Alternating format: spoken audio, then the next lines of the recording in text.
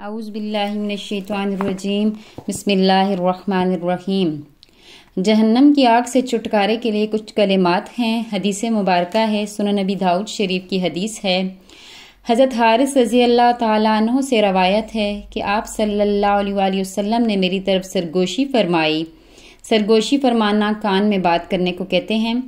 حضرت حارث رضی اللہ تعالیٰ عنہ سے روایت ہے کہ آپ صلی اللہ علیہ وآلہ وسلم نے میری طرف سرگوشی فرمائی اور فرمایا، جب تو مغرب کی نماز سے فارغ ہو جاؤ تو 7 مرتبہ یہ دعا مانگا کر۔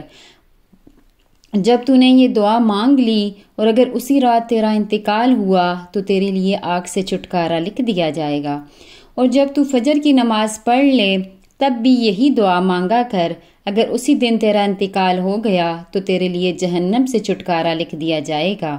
اور وہ کلمات یہ ہیں: اللہم اجرنی من النار، اللہم اجرنی من النار، اللہم اجرنی من النار۔ اے اللہ مجھے جہنم سے بچا، اے اللہ مجھے جہنم سے بچا، اے اللہ مجھے جہنم سے بچا۔